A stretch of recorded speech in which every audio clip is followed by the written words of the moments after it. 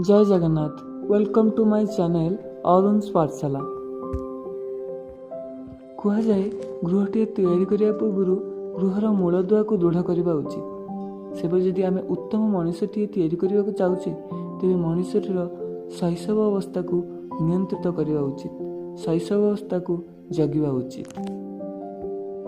ସାମ୍ପ୍ରତିକ ସମୟରେ ସନ୍ତାନମାନଙ୍କର ଶୈଶବ ଅବସ୍ଥା ଅନିୟନ୍ତ୍ରିତ ଅଟେ, କୈଶୋର ଅବସ୍ଥା ଅସନ୍ତୁଳିତ ଅଟେ, ଯୁବା ଅବସ୍ଥା ଉନ୍ମାଦିତ ଅଟେ ଓ ପରିଣତ ଅବସ୍ଥା ଅଧୈର୍ଯ୍ୟ ଅଟେ, ଆଉ ବୃଦ୍ଧ ଅବସ୍ଥା ତ କଥା କହିଲେ ନ ସରେ। ଜୀବନର ପ୍ରାଥମିକ ଅବସ୍ଥା ହେଉଛି ଶୈଶବ ଅବସ୍ଥା। ଯଦି ଶୈଶବ ଅବସ୍ଥା ଅସନ୍ତୁଳିତ ଓ ଅନିୟନ୍ତ୍ରିତ ହୁଏ ତେବେ ଜୀବନର ପରବର୍ତ୍ତୀ ଅବସ୍ଥା ଗୁଡ଼ିକ ବାଧାପ୍ରାପ୍ତ ହେବ। ଯଦି ଆମେ ଆମ ସନ୍ତାନମାନଙ୍କୁ ଉତ୍ତମ ମଣିଷ ରୂପେ ଦେଖିବାକୁ ଚାହୁଁଛେ, ଉତ୍ତମ ମଣିଷ ଭାବେ ଗଢ଼ି ତୋଳିବାକୁ ଚାହୁଁଛେ, ତେବେ ଆମ ସନ୍ତାନମାନଙ୍କର ଶୈଶବ ଅବସ୍ଥାକୁ ସଜାଡ଼ିବାକୁ ହେବ। ଶୈଶବ ଅବସ୍ଥାରୁ ଆମ ସନ୍ତାନକୁ ତିଆରି କରିବାକୁ ହେବ। ତେବେ ଆସନ୍ତୁ ଜାଣିବା କିଛି ଉପାୟ ଯାହା ମାଧ୍ୟମରେ ଆମେ ଆମ ସନ୍ତାନମାନଙ୍କର ଶୈଶବକୁ ଉତ୍ତମ କରିପାରିବା, ଯାହାଫଳରେ ଆମେ ଆମ ସନ୍ତାନକୁ ଏ ଦୁନିଆରେ ଉତ୍ତମ ମଣିଷ ରୂପେ ଗଢ଼ି ତୋଳିପାରିବା। ପ୍ରଥମ ଉପାୟ, ସନ୍ତାନମାନଙ୍କର ଜୀବନର ଲକ୍ଷ୍ୟ ଆପଣମାନେ କେବେ ବି ନିର୍ଦ୍ଧାରଣ କରନ୍ତୁ ନାହିଁ। ବର୍ତ୍ତମାନ ସମୟରେ ଦେଖାଯାଉଛି ଜନ୍ମ ହେବାର ପୂର୍ବରୁ କି ଜନ୍ମ ହେବାର କିଛି ସମୟ ପରେ କି ଜନ୍ମ ହେବାର କିଛି ବର୍ଷ ପରେ ପିତାମାତାମାନେ ସନ୍ତାନମାନଙ୍କର ଲକ୍ଷ୍ୟ ନିଜ ଉଦ୍ଦେଶ୍ୟ ନିଜ ଇଚ୍ଛା ଭିତରେ ନିର୍ଦ୍ଧାରଣ କରିଦେଉଛନ୍ତି। ଭବିଷ୍ୟତରେ ପିଲାଟି ଶିକ୍ଷକ ହେବ କି ଡାକ୍ତର ହେବ କି ଇଞ୍ଜିନିୟର ହେବ କି ବୈଜ୍ଞାନିକ ହେବ, ସେଇଟା ପିଲାଟିର ଦକ୍ଷତା ଓ ପିଲାଟିର ଆଗ୍ରହ ଭିତରେ ନିର୍ଭର କରେ। ଆମମାନଙ୍କର ଉଦ୍ଦେଶ୍ୟ ଭିତରେ ପିଲାମାନଙ୍କର ଲକ୍ଷ୍ୟ କେବେ ବି ନିର୍ଦ୍ଧାରିତ ହେବା ଉଚିତ ନୁହେଁ। ଦ୍ୱିତୀୟ କଥା, ଆବେଗ ଓ ଭାବପ୍ରବଣତାରେ ନିୟନ୍ତ୍ରଣ। ଯେହେତୁ ଆମେ ମନୁଷ୍ୟ, ଆମ ଭିତରେ ବିଭିନ୍ନ ଆବେଗ ଭରି ରହିଛି। ସେ ଆବେଗ ଗୁଡ଼ିକ ହେଲା ପ୍ରେମ, କ୍ରୋଧ, ମୋହ, ମାୟା, ଶ୍ରଦ୍ଧା, ସ୍ନେହ, କାମ, ଭୟ ଇତ୍ୟାଦି। ଏହି ଆବେଗ ଗୁଡ଼ିକ ମଧ୍ୟରୁ କିଛି ଆବେଗ ଆମମାନଙ୍କ ଜୀବନରେ ଅତ୍ୟନ୍ତ କ୍ଷତି ସାଧନ କରୁଥିଲା ବେଳେ କିଛି ଆବେଗ ଆମମାନଙ୍କ ଜୀବନକୁ ସୁନ୍ଦର ଭାବେ ଗଢ଼ି ତୋଳିଥାଏ। ସଦାବେଳେ ଆମେ ଆମ ସନ୍ତାନମାନଙ୍କୁ ଏହା ଶିକ୍ଷା ଦେବା କେଉଁ କେଉଁ ଆବେଗ ମାଧ୍ୟମରେ ଆମ ଜୀବନରେ ସର୍ବଦା ଖୁସି ଆସିବ ଆଉ କେଉଁ କେଉଁ ଆବେଗ ଗୁଡ଼ିକ ଆମ ଜୀବନକୁ ସଦା ସର୍ବଦା କଣ୍ଟକିତ କରିବ। ସନ୍ତାନମାନଙ୍କୁ ଶିକ୍ଷା ଦିଅନ୍ତୁ, ସମସ୍ତ ଆବେଗ ଉପରେ ନିୟନ୍ତ୍ରଣ ରଖନ୍ତୁ। ତୃତୀୟ କଥା, ସମୟର ପରିଚାଳନା। ସମୟର ପରିଚାଳନା ମାଧ୍ୟମରେ ଆମ ଜୀବନର ଗତିପଥ ବଦଳିଯାଏ। ବହୁମୂଲ୍ୟ ସମୟକୁ କେବେ ନଷ୍ଟ କରାଯିବା ଉଚିତ ନୁହେଁ।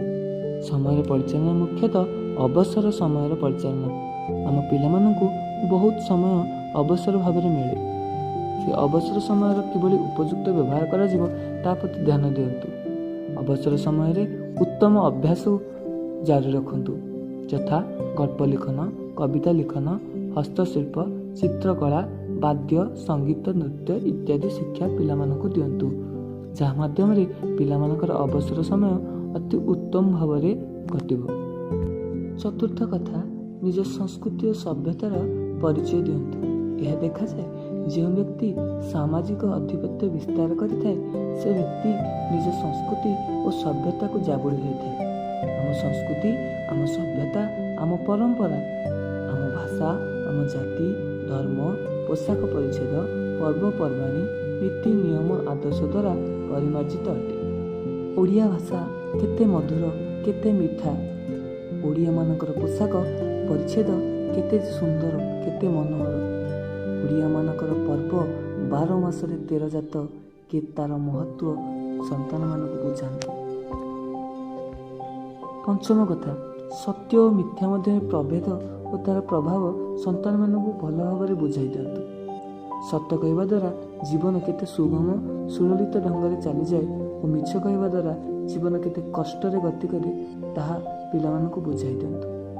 ମିଛର ପ୍ରଭାବ କେତେ ଯେ ଅସ୍ଥିର ଅଧୈର୍ଯ୍ୟ ମନୁଷ୍ୟକୁ କରେ ତାହା ମଧ୍ୟ ବୁଝାଇ ଦିଅନ୍ତୁ।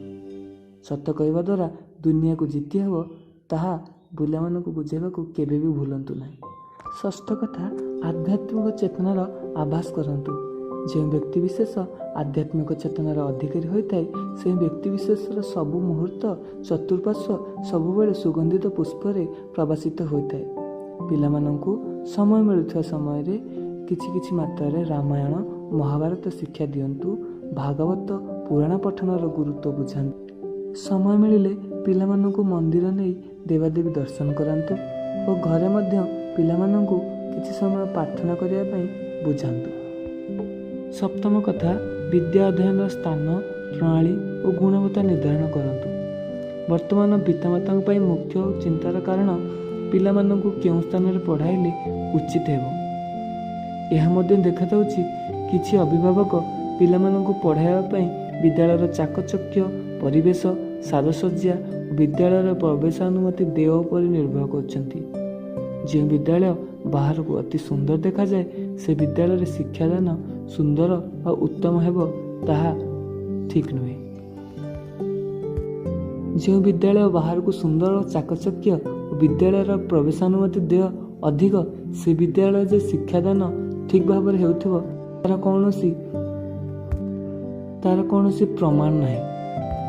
ଶିକ୍ଷା ଅଧ୍ୟୟନ ପାଇଁ ଶୈକ୍ଷିକ ପରିବେଶ ଓ ଶିକ୍ଷକଙ୍କର ଦକ୍ଷତା ନିର୍ଭର କରେ। ବିଦ୍ୟାଳୟକୁ ଯାଆନ୍ତୁ, ବିଦ୍ୟାଳୟର ଶୈକ୍ଷିକ ପରିବେଶକୁ ଅନୁଧ୍ୟାନ କରନ୍ତୁ। ବିଦ୍ୟାଳୟରେ ଥିବା ଶିକ୍ଷକମାନଙ୍କର ଦକ୍ଷତାର ବିକାଶ କେତେ ହୋଇଛି ତାହାକୁ ଦେଖନ୍ତୁ। ଶିକ୍ଷାର ମାନ ଶୈକ୍ଷିକ ପରିବେଶ ଓ ଶିକ୍ଷକଙ୍କ ଉପରେ ନିର୍ଭର କରେ।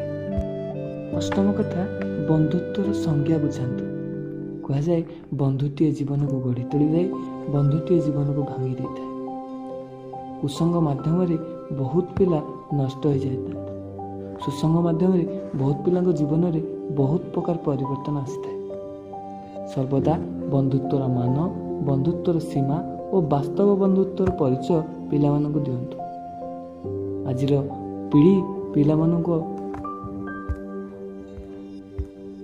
ଆଜିର ପିଢ଼ି ପ୍ରକୃତ ବନ୍ଧୁ ଚିହ୍ନିବାରେ ବହୁତ ଭୁଲ କରୁଛନ୍ତି।